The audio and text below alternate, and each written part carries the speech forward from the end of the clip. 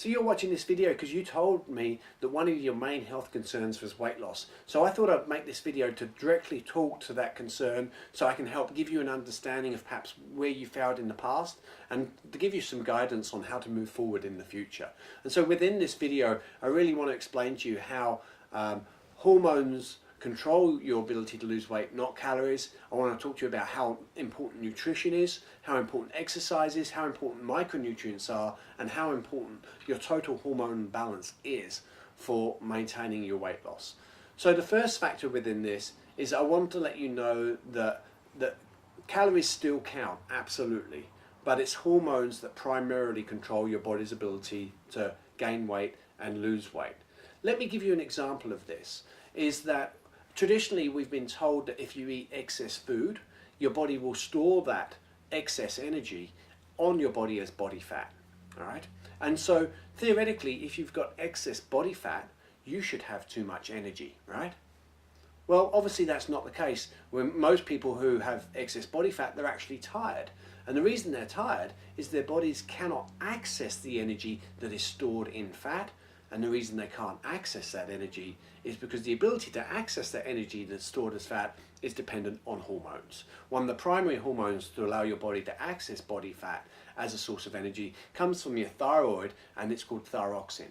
And so, for example, if your thyroid's not working very well, it's very difficult for you to lose body fat no matter what you're doing.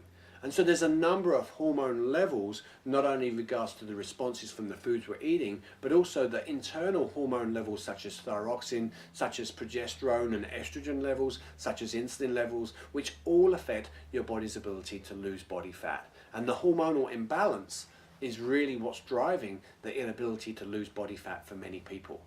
So let's talk about what one of the key factors we need to do to balance your hormones. We've got no chance of balancing your hormones on a monthly level if we can't balance your hormones on a daily or even hourly level. Your hormones are only as stable as the last time you ate. And so we've really got to stabilize our blood sugar levels as much as possible, and in stabilizing our blood sugar levels, it's going to enable us to actually have stable hormone responses as well. So for this reason, I like people to find the right foods for them and to eat right for you. And so this is called macronutrient profiling. And with macronutrient profiling, we want to find the optimal levels of protein, fats, and carbohydrates for you. We know that everybody is different. And so we need to find the foods that make you feel full the longest. We need to find the foods that stabilize your blood sugar levels the most. And so I'd highly recommend you do the macronutrient profile test on the BPL website to establish this for yourself so that we can stabilize your blood sugar levels and stabilize your resulting hormones. Okay.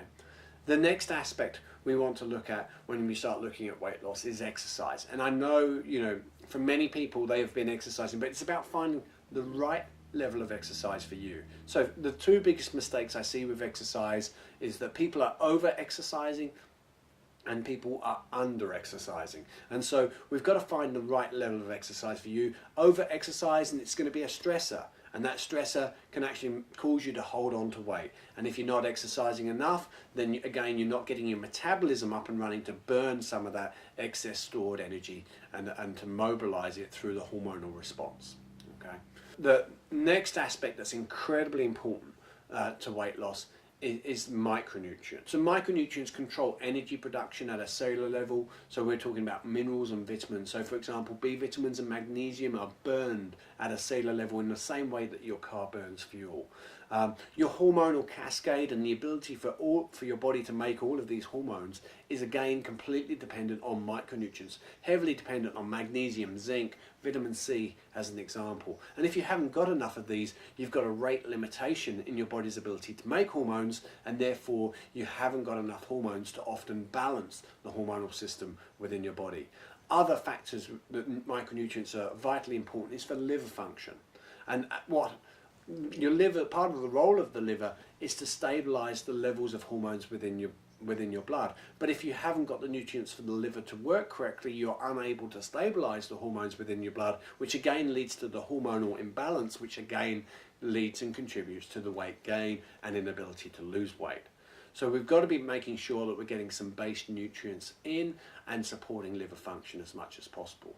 And then finally, you've got the actual issue of sex hormone imbalance in itself. So these are going to be, most commonly we see with women is estrogen dominance. So with estrogen dominance, women have too much estrogen, and it causes a lot of competitive inhibition of the hormonal response at a cellular level, which means your body no longer responds to hormones in the same way. For example, you may have all the symptoms of an underactive thyroid, such as inability to lose body weight and feeling cold, but you get your thyroid tested and it comes back perfect. And the reason being is because those hormones are not working at a cellular level because of competitive inhibition, because there's so much hormonal noise within your system. Okay, so when you start looking at that, there's some testing that you can look at regarding hormone imbalance. I'd highly recommend the test called the Dutch test, which is a urine test which looks at your whole hormonal cascade.